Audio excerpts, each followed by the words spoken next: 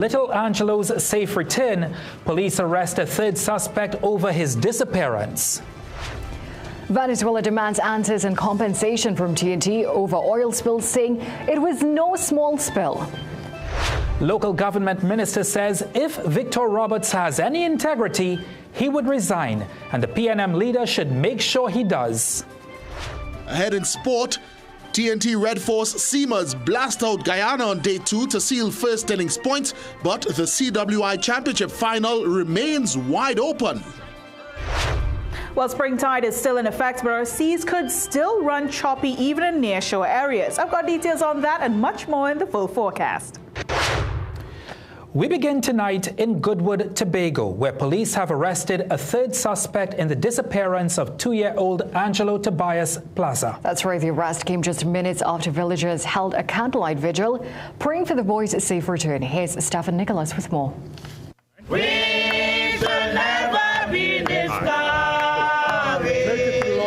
Take it to the Lord in prayer.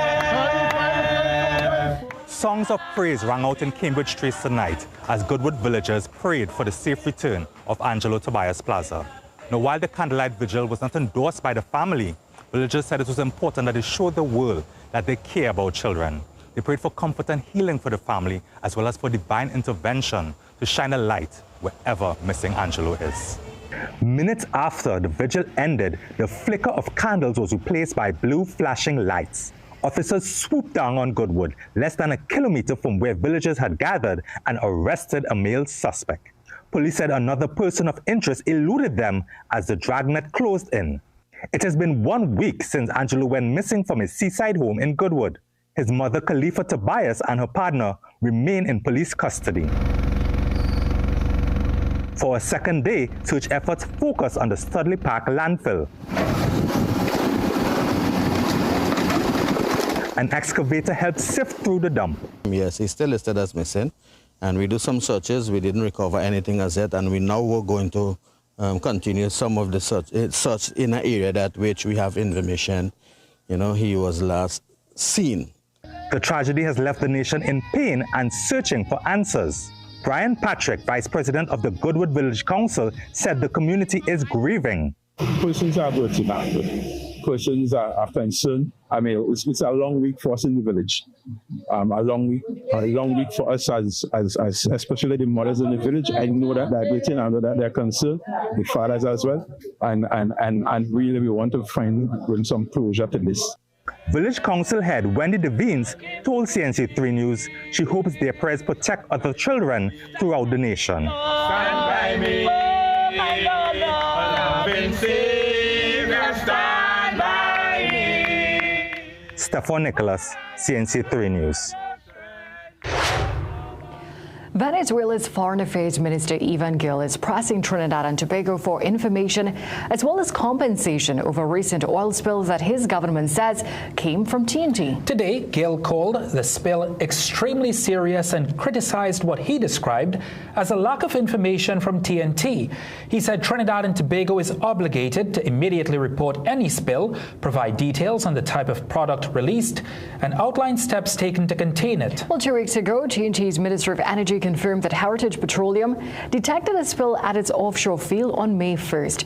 Officials said modeling showed a risk of hydrocarbons crossing into Venezuelan waters. According to Gil, Venezuela has collected more than 12 tons of hydrocarbons so far, and he noted this is not the first time spills from this country have impacted his country.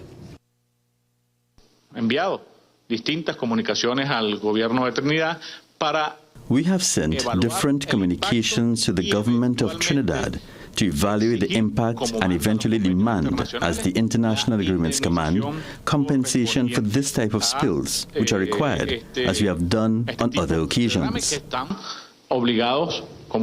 Gil showed satellite images dating back to April 28th, claiming they traced the spill to Trinidad, alleging damage across 1,625 square kilometers, affecting 12 wetland systems, 4 national parks, and more than 500 fishermen. He added that over 140 fish species and mangroves are at risk, with economic losses already mounting. Well, Energy Minister Dr. Rodal Munilal tells CNC3 News the government is arranging to have discussions with Venezuela later this this week. He said government has been busy doing the technical and scientific work in the meantime, but the meeting with Venezuela will help them get all of the necessary data. Fresh calls tonight for the laws governing local government officials to be changed so that once a person resigns from the party that appointed them, the executive position they hold automatically becomes vacant. The debate erupted after longtime UNC member and Superior Borough Corporation Alderman Victor Roberts publicly declared on Sunday that he's now fully aligned with the PNM. His mayor, the Minister of Local Government, and a political analyst all say that if Roberts has any integrity, he should resign. But as Akash Samaru explains, there is currently no law forcing him to do so. Alderman Victor Roberts was no ordinary UNC member. Here he was in 2021 dragging a coffin to symbolically represent what he called the death of democracy under the then PNM government. He was such a vocal UNC member that he had his own online talk show. Once you are a PNM, you will care about the life of your family. Well, Alderman Roberts is a PNM now. He left the UNC some time now, but his switch in allegiance continues to hurt the UNC's ability to control the Superior Borough Corporation. We are at a disadvantage now because there are 5 of us on the UNC side. And 7 on the PNM side. So how did a borough with a UNC mayor lose control? Well, following the 2023 local government elections, there were 8 UNC people in the executive, 6 elected councillors and 2 appointed aldermen, and 5 on the PNM side, 3 councillors and 2 aldermen. In 2024, UNC councillor for Superior West Faizabad Jason Ali crossed the floor to the PNM. There was the tragic murder of UNC councillor Ramona Victor, and of course the defection of Victor Roberts. So that 8-5 advantage to the UNC is now a 7-5 disadvantage to the PNM. They can stymie the progress of the corporation by taking decision of their own and voting against what we want. Mayor Dudnat Meru said recently Alderman Roberts sided with the PNM against the proposal for a cultural extravaganza. Shoot down the cultural extravaganza, and you're saying you're working in the interest of the people. The evidence is clear that he's not working in the interest of the people. You see, while there are laws that state a member of parliament must vacate their seat if they resign from the political party that put them there, the Municipal Corporations Act does not contain an anti-defection or crossing the floor clause for elected councillors or appointed aldermen, meaning Roberts would have to step down on his own accord. Local Government Minister Khadija Amin told CNC3 News today that if Roberts had an ounce of integrity, he will resign. And the PNM leader should ensure he does. And the Superior Mayor believes it is time to change the laws. I spoke to the political leader earlier this year, and I think they need to do some changes with respect to the laws or make some arrangement whereby an alderman could be appointed and removed along the same lines as a senator. Minister Amin was asked for her take on changing the laws, but she'd only say that even people in the PNM were advocating for this. And political analyst Dr. Shane Mohammed thinks it's a no-brainer. He believes the law should be changed. If you feel so strongly about something and against a party, there should be a mechanism in the local government framework where you either resign or you can be removed by virtue of the political party and the political leadership. Efforts to contact the opposition leader were unsuccessful, and the Superior Mayor is warning her about Victor Roberts. Today he's your friend, tomorrow he's your enemy. Akash Samaru, CNC3 News. On the back of that story, we asked today, do you believe that former UNC Alderman Victor Roberts should resign his council seat after defecting to the PNM? Here's what some of you told us.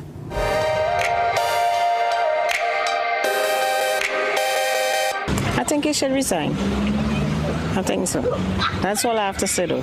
In a political space should be holding a seat based on their whoever side they decide to be with, but rather on ideology.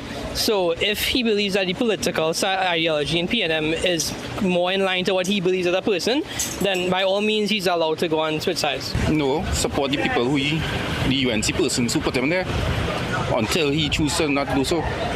Why should he resign? That is a good question. Honestly, I think so. I don't really have a reason really, but my belief, I think he should resign. I don't really have a reason. He should resign.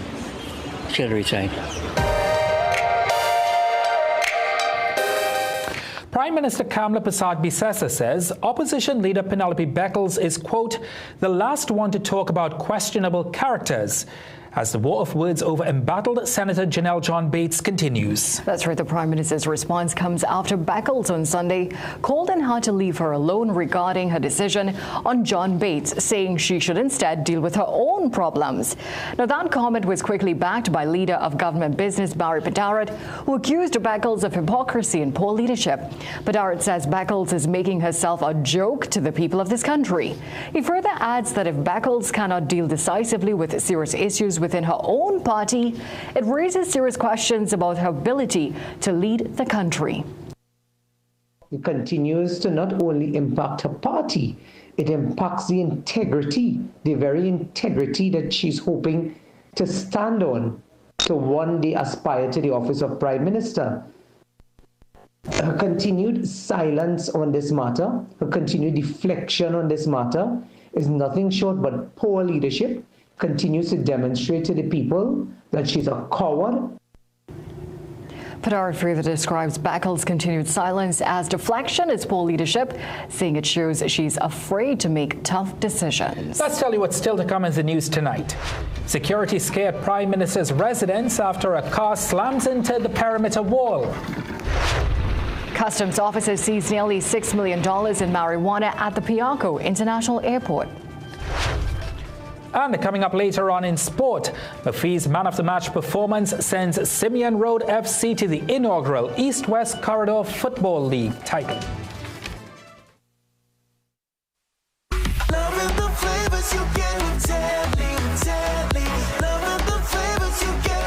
Wouldn't you just love a cup of Tetley tea right now? Dark, strong British blend to give you a good morning boost. Or Tetley decaf, all of the antioxidants, none of the caffeine. Losing weight or staying healthy your thing? Try Tetley green tea. Get the vitamins to boost your health with Tetley super teas. Or calm down with Tetley chamomile. Wouldn't you just love a cup of Tetley tea right now? Tetley, a tea for everyone. Love the flavors you get with Tetley, a tea for everyone. Tetley tea. Distributed by AMCO, a subsidiary of Ansa McCall.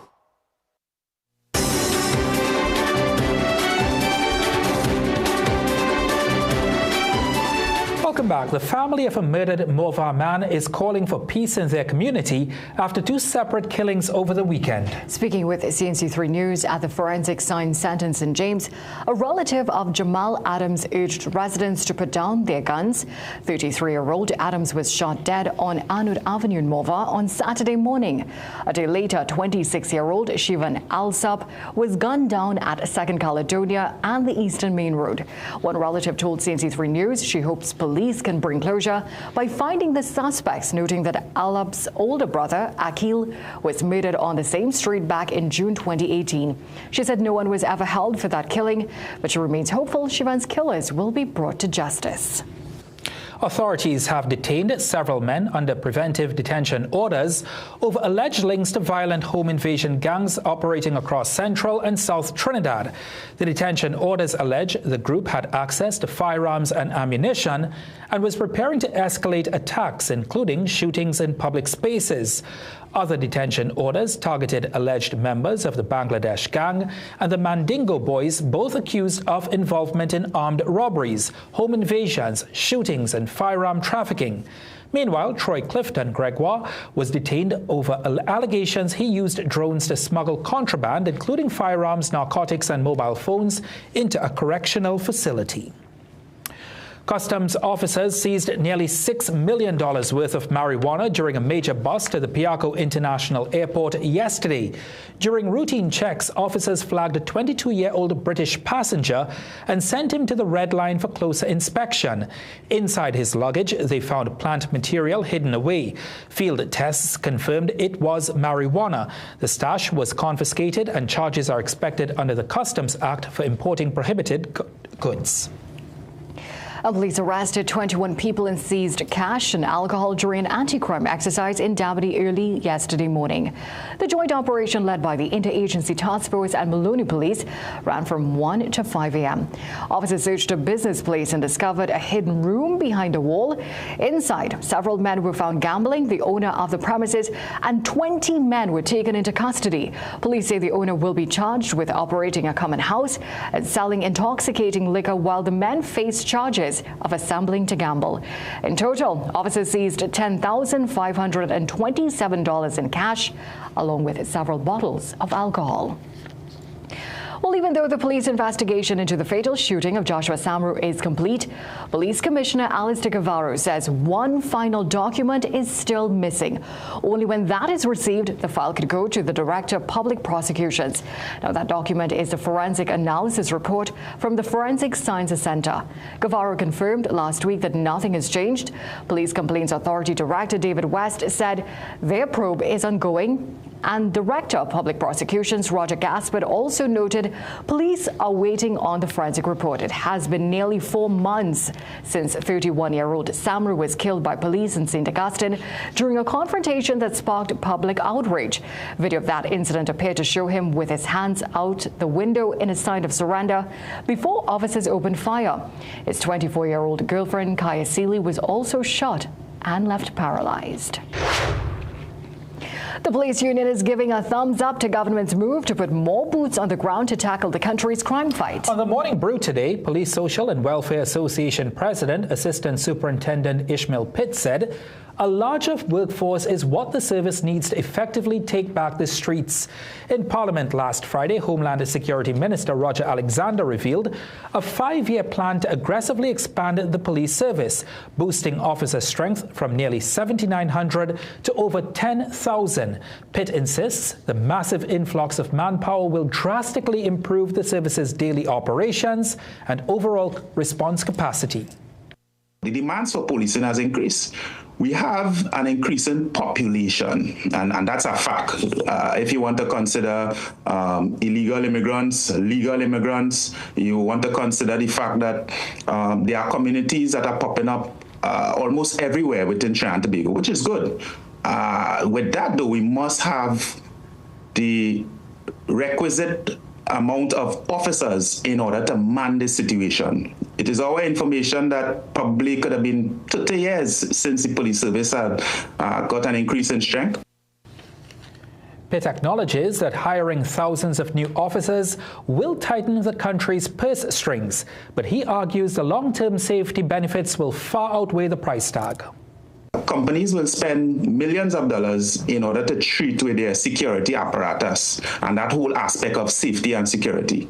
And the society, the country as a whole, must adopt a similar approach in treating with crime and criminality. It is important that we understand that, yes, it's an investment, it's a cost, but the upfront cost is nowhere close to how much we will have to pay as a society if we don't make these type of decisions now. The union boss warns that manpower alone isn't a magic bullet. He insists this expansion must run parallel with advanced technology and strict internal checks to aggressively weed out rogue elements within the ranks. Now to this. Armed officers attached to Prime Minister Kamala Persad-Bissessa's Philippine residence rushed out into the SS Arian Road this morning after a vehicle slammed into the compound's perimeter wall.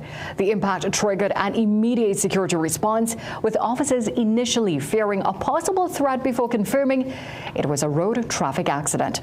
Eyewitnesses said the vehicle appeared to lose control before overturning and colliding with the wall and another vehicle, scattering debris as well as fluid across the roadway. Motorist Jason Kamraj said the scene escalated quickly as officers rushed out of the residence following the crash. He described the moment security forces reacted to what they believed could have been an attack. We was behind our vehicle coming out, we see the accident. We just had one big hard noise. A vehicle just flipped over. When it flipped, hit the wall, then we see about 20-25 police run out from the Prime Minister's house. Then we see them thought it's a big bomb or something, somebody come to attack or something, but it was an accident. So everybody was fighting inside. Thank God nothing happened to nobody. It was just an accident. Now, 2 drivers were taken to the San Fernando General Hospital for treatment following the collision. Police and fire officers later secured the area as investigations continue into how the driver lost control. If you frequent Lady Chancellor Road for your daily workout, you've probably noticed a lot more flashing blue lights lately. A heavy police crackdown is said to be successfully driving down vehicle break-ins, but some say they still can't afford to drop their guard. And as Shane Superville reports, thieves aren't the only danger keeping joggers on high alert. A reported drop in the number of break-ins and robberies along the Lady Chancellor Road has eased some of the anxiety among visitors and fitness enthusiasts alike. But while a heightened police presence has reduced the fear for some, visitors continue to be on the lookout.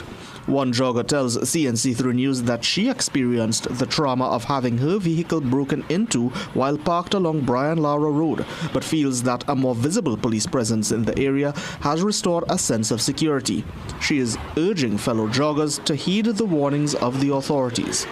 I think it's something you need to experience for yourself to be able to really take heed of the advice. Another jogger, Karim Thomas, believes the area is now adequately patrolled, but he says motorists should take extra precautions when leaving valuables in their parked cars.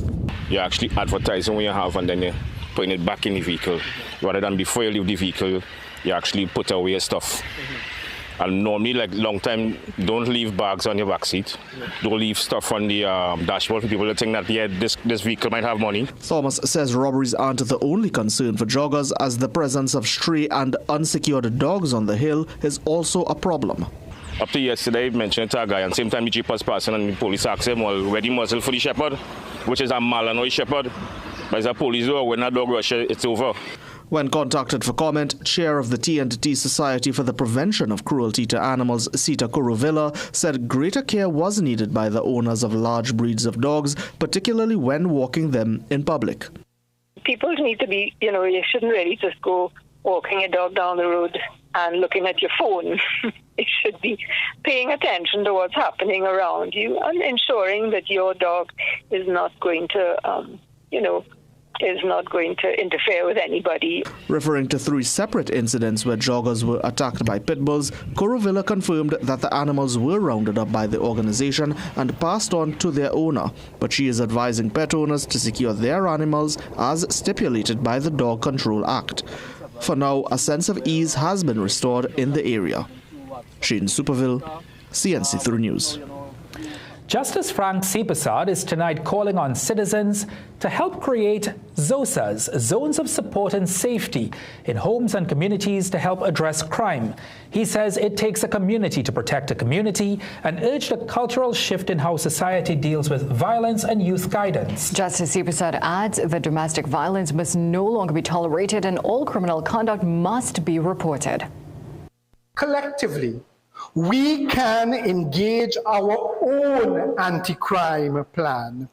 Firstly, by sharing critical information with law enforcement.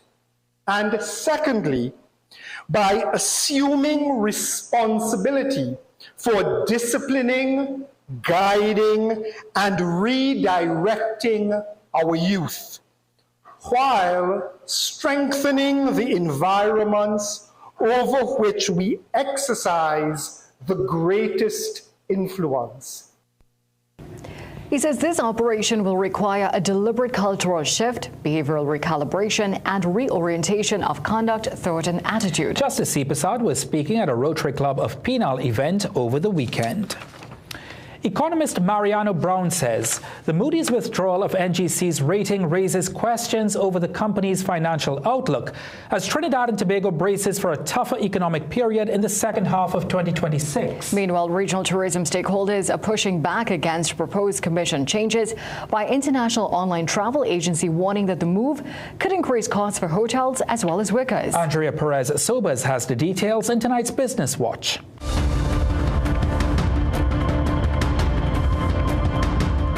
Economist Mariano Brown says the withdrawal of Moody's rating on NGC should not be dismissed as a simple strategic realignment, noting that Moody's itself stated it was unable to give an opinion because it did not have sufficient information to analyze the company's finances. Brown explains that international credit ratings are often tied to loan covenants for companies like NGC, which rely heavily on US dollar financing from international lenders. As you would realize, a lot of NGC's loans would be, in fact, US dollar denominated loans from international banks, not from the domestic sector, because it handles its investment structure requires US dollars, not TT dollars.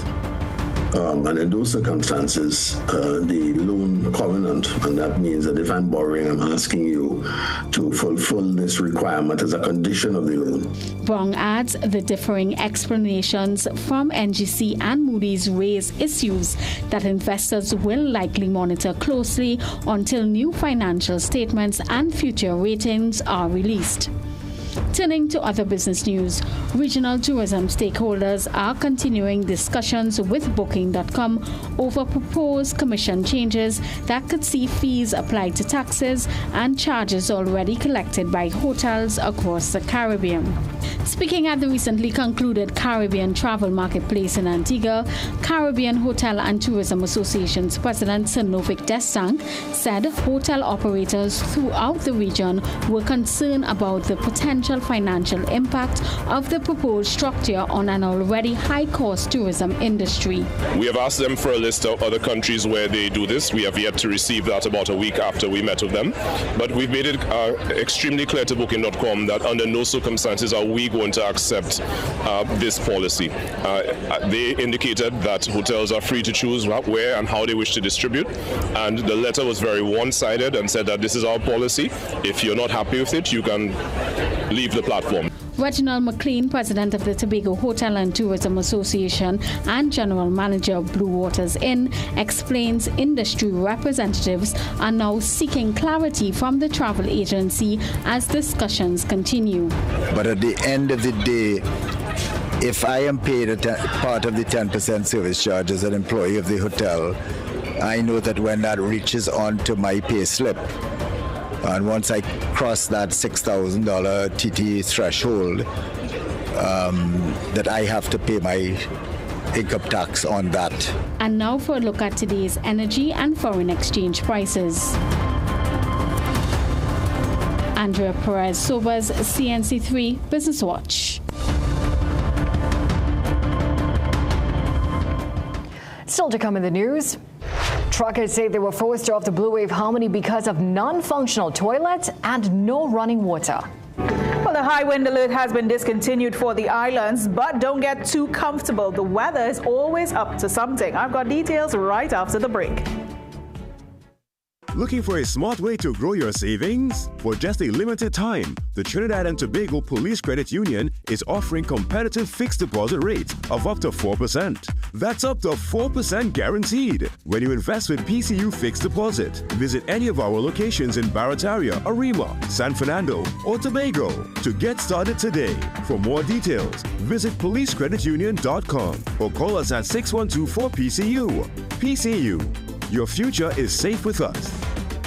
What if we each took one small action today that could have big impact tomorrow? What if one family took a stand to reduce waste in our landfills? What if one school made a choice that can lead to a greener Trinidad and Tobago? When you recycle glass, you create jobs, reduce waste, save resources, and help preserve our environment. Glass bottles and jars are 100% recyclable and can be reused indefinitely. Recycle your glass and join the Glass Loop movement today. KC Gingermint, your trusted and natural wellness. Now with healthier options. KC Gingermint with honey and lime. KC Gingermint with orange and KC Gingermint with lemon. KC Ginger, honey, lemon, lime, and orange. Natural and trusted for generations for soothing sore throats and digestion and boost immunity. Get your new KC Candy Gingermint extended range today and breathe naturally. Are you suffering from acute situations such as pain and sprains, arthritis symptoms, injuries from sports? Advances Flexi Joints, made and approved in the EU, is built to help. Pain relief, inflammatory action, regeneration and protection of connective tissue, and improve joint mobility. Designed with not one or two, but 7 scientifically powerful ingredients. Each vial of Flexi Joints increases absorption, allowing for more ingredients per serving than any tablet. Find Flexi Joints at leading pharmacies, Superfarm, and Pennywise. Looking for the ultimate gaming experience? Welcome to Phase 22 Gaming Lounge, where gamers of all ages come to play, compete, and have fun. Dive into your favorite games on PlayStation, Nintendo, Xbox, or race on our high-tech racing rigs. And experience the thrill of VR with PlayStation and Meta Quest. Our lounge is safe, comfortable, and perfect for everyone. When you're done, check out the latest gaming systems, accessories, and even Samsung and Apple phones. Visit us on the second floor of Gulf City Mall or call 786-2404 to book your gaming session today. Looking for tires you can trust? Then listen up, Trinidad and Tobago. At the Tire Club, we carry the largest tire inventory in the Caribbean. Over 10,000 tires in stock and ready to go. No matter what you drive, cars, trucks, SUVs, tractors, we've got the perfect fit for you for every road, every terrain, every job. And we don't just stock tires. We stock quality you could depend on. Built to perform, built to last, and backed by a team that knows tires inside out. Simply put, when it comes to quality, we are second to none. And here's the best part, free fitting and free same-day delivery. Yes, that's right. Fast professional service without the extra cost. Plus, if you're buying in bulks, we've got special deals waiting for you. And here's what smart drivers already know. With ongoing foreign exchange challenges, tire availability could tighten and prices may increase. So it makes sense to stock up now while inventory is strong and prices is still in your favor. So whether you drive a car, van, truck, SUV, or tractor, don't wait. We're conveniently located at South Haven Shopping Center in Davie, ready to serve you. Meet our professional tire expert, Jason and Yapton. Give us a call at the Tire Club at 718-9300. Jason 370-3892. And Yapton at 735-3930.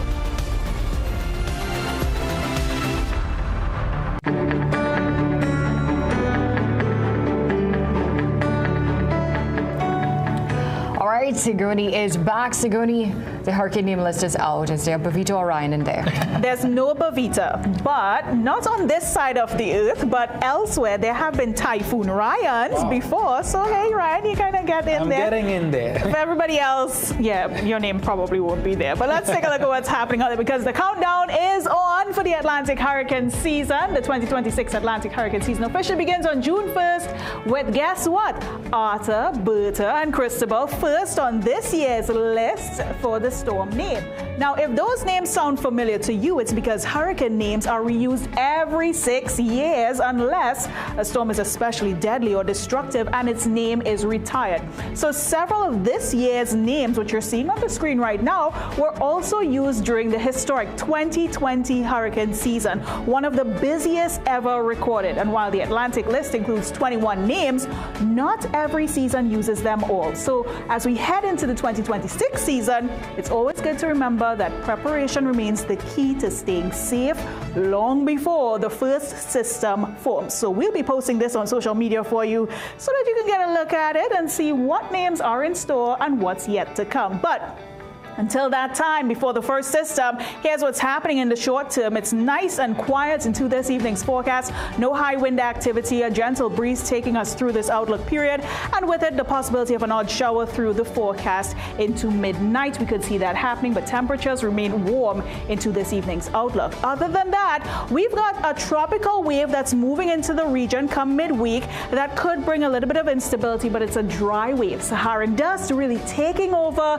and you're feeling it in the air. The effects of that, the haziness is with us, and it's impacting all of these tropical waves moving across the Atlantic Ocean, not really bringing in any meaningful rainfall for us in the days to come. What else do we have though? Weak perturbations, or kind of like disturbances in the wind flow that's going to produce some cloudy pockets at times, riding in on those easterly trades. So take notes where that is concerned. A little bit of cloudiness and moisture rolling in there, but not enough to beat the heat, unfortunately. So if you're heading to the beach to do that, look out for winds coming out from an east to southeasterly direction. Not too bad, with wave heights approaching 2 meters in open waters and around 1.5 meters if you're within the nearshore and sheltered areas. Keep in mind, spring tide is still very much in effect, so exercise caution out there for the next 24-hour period. Now, back to that tropical wave. It comes in midweek, but it's still relatively dry out there. Some quick passing showers in the morning and into the evening period. But again, not a lot to talk about for this forecast for Trinidad. And if you're in Tobago, a similar spell of weather. Quite breezy. We'll see cloudiness picking up into the end of this week, approaching the weekend. But the heat is there with us. The sunshine is going to be there. And unfortunately, not a lot of a change in the forecast to come. No big showery activity, just a little dry weather to kick off our wet season. I'm not looking forward to the heat. No, we're not. I'm very excited for some showers. Yeah. And the Sahara dust as well. I get you, but I'm kind of glad that high winds alert was discontinued. Me too. That was some serious winds. More to come, though. Wow. Thanks very much for that, Sigoni. Let's take a break. Before that, let's tell you what's still to come in the news tonight. Grand Revere is glowing red tonight, and we'll tell you why. Love eating spicy food, but soon after, that familiar discomfort begins. Heartburn, acid reflux, and bloating. Introducing Peptica Gel, formulated with aluminum hydroxide, magnesium hydroxide, and simethicone to help neutralize excess acid. It's sugar-free with no chalky aftertaste and a pleasant orange flavor. Peptica Gel works fast to relieve heartburn, acid reflux, gas, and bloating, so you can feel comfortable again and get back to enjoying life. Peptica Gel, get the relief you need today. Available at pharmacies nationwide. We are your one-stop, most convenient, most helpful, most caring community pharmacy. Our pharmaceutical services include dispensing medicines, repeat dispensing, clinical governance, but we also have a fully stocked convenience store featuring our refreshment aisle, grocery lane, personal care products, toys, pet supplies. We are most conveniently located out of the traffic, just 2 minutes off the highway in Heartland Plaza, Endeavour Chaguanas. Contact us on 220-8705 or 470-5938 and visit us soon. Move from CXC to your business management degree in just over 2 years with the globally and ACTT recognized ABE qualification at CTS College. Students with limited CSEC passes or mature candidates with work experience can enroll. Each level can be completed in under 6 months, with a diploma awarded upon completion of each level and a bachelor's degree awarded at the end of the entire program. Contact CTS College today and ask about our flexible payment terms. Things don't always go as expected. Be ready with Trinry for auto, home, business and group life. Call us at 800-TRIN or visit trinry.com today. Huge insurance premium. Pay your premiums bit by bit with FlexiPay from Trinry. For more manageable auto, home and commercial insurance payments, call us at 800-TRIN or visit trinry.com today. Trinry. Premier insurance coverage for less.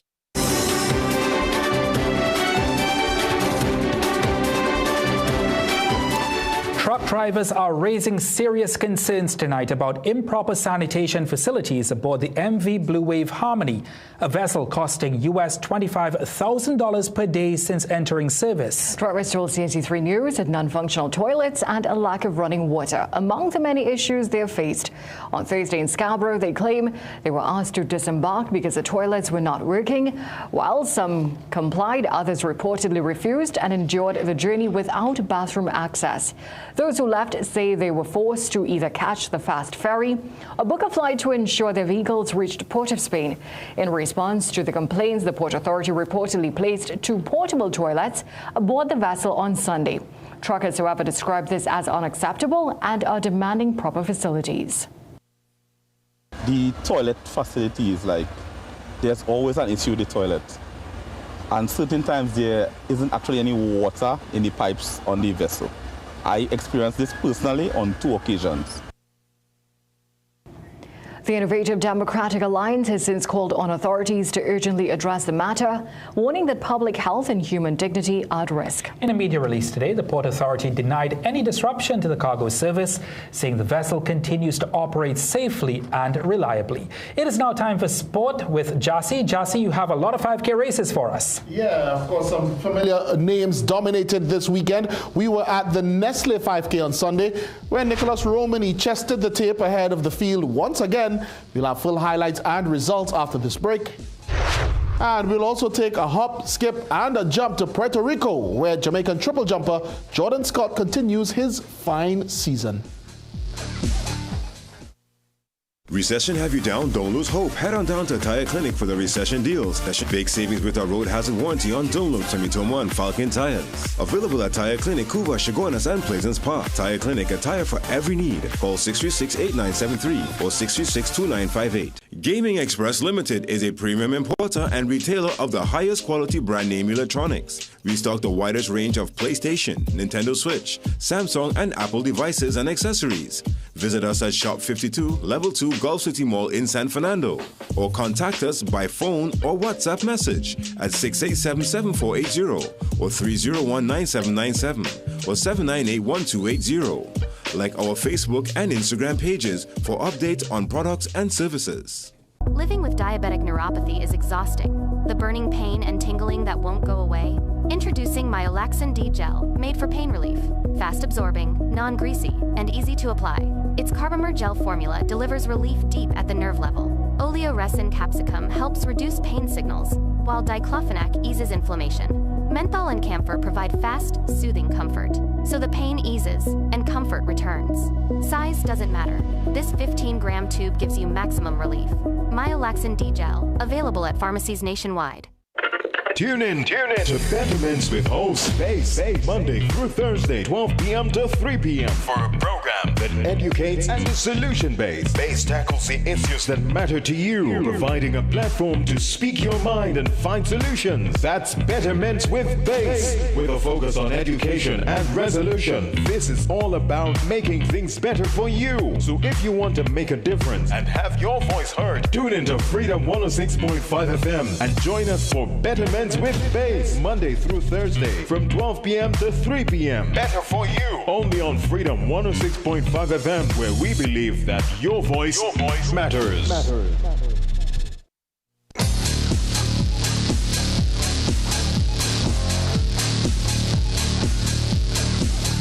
Welcome back. It's time for sport. We start off with some cricket news. Trinidad and Tobago Red Force holds a slim advantage heading into the third day of the Cricket West Indies Championship final against the Guyana Harpy Eagles. Jaden Seals led TNT's pace attack with poise and pedigree to stop the Harpy Eagles short of first innings points. Ian Wason reports. Resuming on 240 for 9, the Red Force added 20 more runs Monday morning at the Sir Viv Richards Stadium in North Sound in Antigua.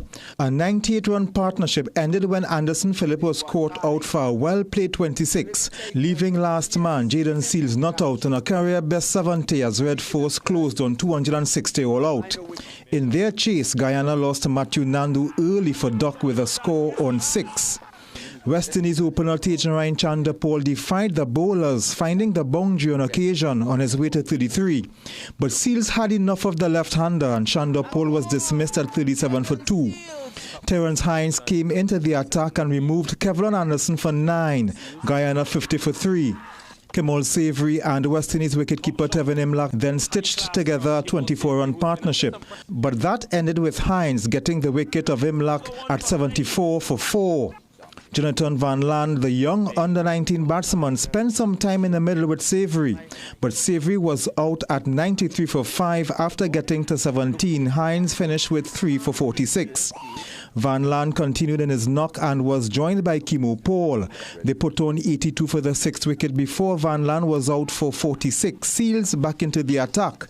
Paul's resistance ended when he was bowled by Joshua James for 51, and Anderson Phillip accounted for Veerasamy Purmol at 215 for 8. The wicket of Gadakesh Moti for 33 gave Seals his 4th wicket, Guyana 236 for 9. Niall Smith was last man out for Guyana. They were all out for 245, 15 runs behind TNT's first innings scored heading into the penultimate day on Tuesday. Ian Wason, CNC3 Sport. Well, following play, despite TNT's ability to bowl Guyana out and maintain a lead, Guyana middle order batsman Jonathan Van Lang was not convinced that his team had relinquished the advantage. Where do you see the game poised at the moment? I think it's a bit in our favor, knowing that their fast bowlers are bowled at least 17, 18 overs each. Yes, definitely 2 days is a lot of time in a cricket match. So our fast bowlers are good to go, and I think the mood in the camp is definitely positive right now. So the game is surely in our favor. The former West Indies under-19 vice-captain, who was able to contribute a vital 46 runs, to his team's cause today on his first-class debut, mind you, spoke about his battle against TNT strike bowler in particular, Jaden Seals. It was a bit challenging, but I guess in cricket, as you go on there were many challenges you have to get used to. Jaden is an exceptional bowler, so batting him on a wicket that was playing a few tricks here and there, ball swinging and nipping, it was definitely something that I'll remember for the rest of my career. The Trinidad and Tobago Cricket Board is determined to take financial responsibility and achieve sustainability. Speaking at the launch of the Energy Finance Windball Cricket Tournament on Friday, TTCB's third Vice President and Chairman of the Zonal Committee, Avinash Suraj, confirmed the TTCB has taken steps to meet their financial needs as they seek to become self-sufficient. And our revenue streams have to be multidimensional and not just being asking for sponsorship. Don't get it wrong, I'm going to ask all 9 companies the hell out of sponsorship going forward, but one-handers slap and two-handers clap. So for me, if I am in charge and I'm looking at where I want the Trinidad Cricket Board and also this particular committee, we have to find a way to develop our own funding. 9 teams will compete in the Energy Finance Tournament, which will help raise funds for the zones under the auspices of the Trinidad and Tobago Cricket Board. Suraj announced other initiatives the committee will undertake. So we have 7 zones in the country: north, south, northeast, southwest, southeast, central, and east. And they have all been given tickets to sell. Whatever they sell, they're going to earn 50 or 60% of the value of the ticket. Each zone has also gotten a tent where they're going to be selling food at the event. Simeon Road FC are the first ever champions of the East-West Corridor Football League after the final of the inaugural competition was contested on Sunday. A Jaheem McPhee double led the way in a 3-0 shutout over Wolfpack at the Hazley Crawford Stadium. Following 6 months of football, these 2 teams have come to be recognized as the best of them all from the inaugural East-West Corridor Football League. And with all of the fanfare befitting a final, Simeon Road FC took on Wolfpack. Brent Sam was leading Wolfpack's advancement, his cross just beyond the reach of his attacking partner, who then tried to return the service, finding Sam a few inches too short. At the other end, Karen Cummings, the former Trinidad and Tobago national team maestro, was trying to get Simeon Road going, but to no avail despite having 2 stabs at it here. This one was shaping up to be a true back and forth contest in the first half, with both teams constantly searching. But then, just on the brink of the break, the match got what it deserved, a goal. It came for the men in blue, Jaheem McPhee picking up where Cummings left off to slam in the opener in the 39th minute.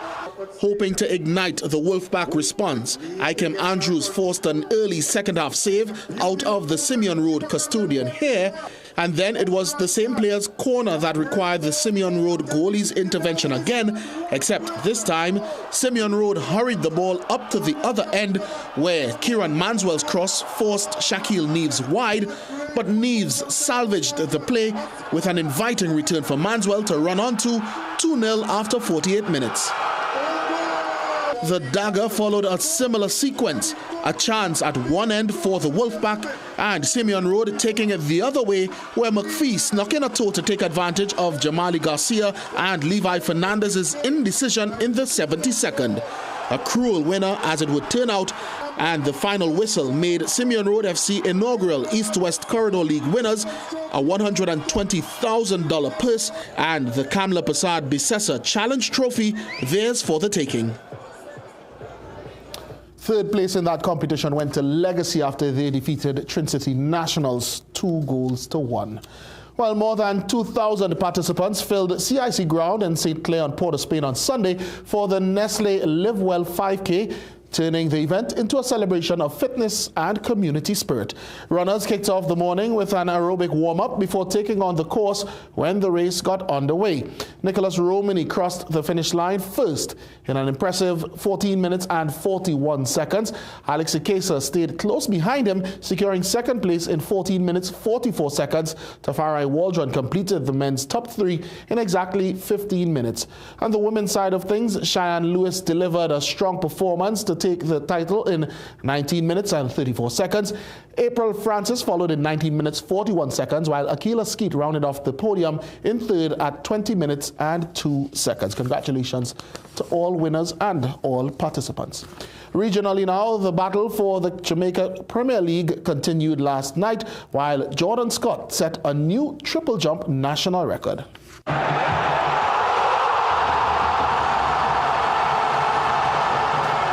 Mount Pleasant FA will take a 1-0 lead into their Jamaica Premier League semi-final second leg with Portmore United FC.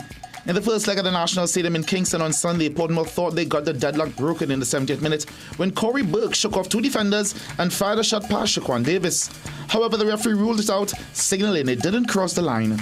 Moments later, substitute Warner Brown gave Mount Pleasant the lead and the 1-0 advantage going into Wednesday's return leg. In the other semi-final, the story was similar, as Montego Bay United also took a slim 1-0 lead heading into the second leg. Montego thought they got the breakthrough in the first half, but Malachi Sterling's goal was ruled offside. The all-important goal came late in injury time, a heartbreaking own goal from Adrian Reed. And the Jamaican triple jumper Jordan Scott set a personal best of 17.66 meters at the Coogee International Cup on the weekend in Puerto Rico. Competing at the World Athletics Continental Tour Silver Meet, Scott improved his previous best of 17.52 meters set in July of 2025. Caston Cupid, CNC3 Sport. Well, for a sport high tonight, a hattie from Natty.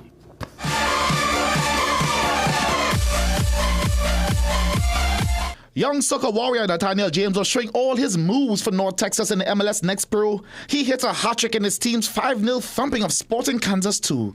Natty was banging them from here, there and everywhere with repeated success. But his hat-trick goal was the best of the lot. Yes. So Nathaniel Natty James, for that performance, you earn tonight's CNC3 Sport High. Jassy, I'm keeping my fingers crossed with the Red Force. We're not looking bad. Yeah, we're looking in a good position. We'll begin batting for a second time tomorrow, and I know Bavita will also be rooting for the men in red, white, and black. All right, let's take a break. We'll be right back. Dress like you mean business. At The Working Woman, we bring you stylish, professional looks made for the modern woman. From casual to formal workwear, we've got your professional wardrobe covered. Magical Expressions Limited is the largest local importer and distributor of fresh cut stems, offering the widest range of beautiful flowers at the most affordable prices. Call us today at 701-6488 or visit our website to order.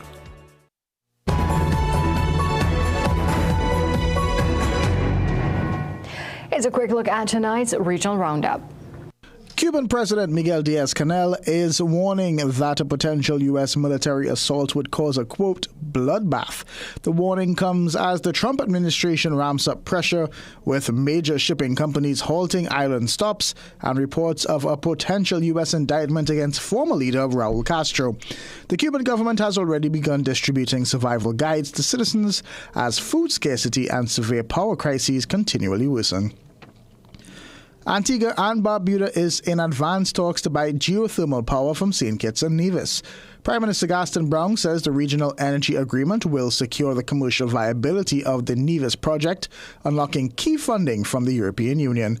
Brown says moving away from expensive petroleum imports will free up fiscal space for social projects across the Eastern Caribbean. CARICOM is expressing deep concern over intensifying hostilities in the Middle East and military actions in the Strait of Hormuz.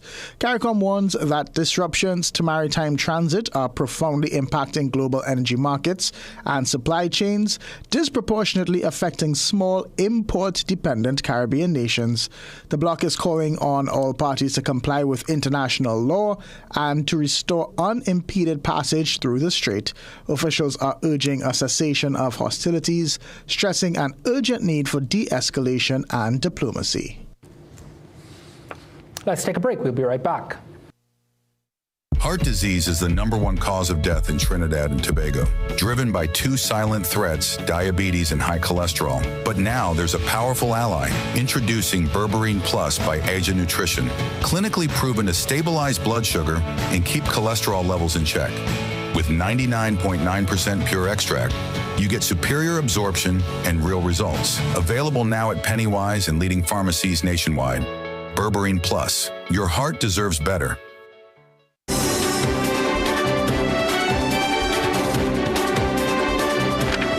Welcome back. High Court Judge Gillian Luckey is encouraging top SCA performers to return to Trinidad and Tobago after studying abroad, saying academic excellence must go hand in hand with national development. At the Presbyterian Primary Schools Board of Education SCA 2025 Awards in San Fernando, she told students she sees them as future leaders of this country, not just of other nations. Luckey reminded them that while opportunities abroad are valuable, they must never forget the families and communities that shaped their success. Her message came as she urged students to think seriously about how they can contribute back to this country, using former Prime Ministers Dr. Eric Williams as well as Bastille Pandey as examples. They didn't stay from afar and tell us, well, do this and do that. No. They came back home. And that is what I am encouraging you all to do today. Please come back home. Because you remember I spoke about the H in being humble. Always remember there'll be greater people than you. That's supposed to keep you humble. Luckey said she's maintained this position despite criticism, including from a parent who once challenged her remarks about returning to TNT after studying abroad. She added that her message has sometimes cost her friendships, but she continues to encourage young people to build the country they've come from. Well, leatherback turtles have been around since dinosaurs roamed the earth. And in the rural village of Grand Riviere, red streetlights can only mean one thing: leatherback turtle nesting season. Over 4,000 people have already made the trek to the community to witness what is already shaping up to be a bumper year for turtles nesting. Len Peters, chairman of the Grand Riviere Nature Tour Guides Association, tells CNC3 News close to 8,000 turtles have already come ashore to lay their eggs since the season began in March, with as many as 300 turtles coming up in one night on the 1 kilometer long beach. But while Grand Riviere has seen a bump in numbers on the north coast, Trinidad's east coast has been hasn't been so fortunate. The problem with the east coast of Trinidad, Matura, Fishing Pond, Manzalin and Miaro, they're experiencing two major phenomena. The sargassum, floating seaweed that comes from the Sargasso Sea, they follow the North Atlantic drift and they end up into our region, and coastal erosion. So that part of the island, the east coast, they are being impacted by erosion and sargassum. And what we have observed is that it's impacting the turtles' ability to come onshore to nest. Peters says the turtles are finding new places like Las Cuevas to nest instead, but with volunteers, usually the ones responsible for beach patrols and protection, he's calling on the government to release funding so that community groups like theirs can properly protect the turtles.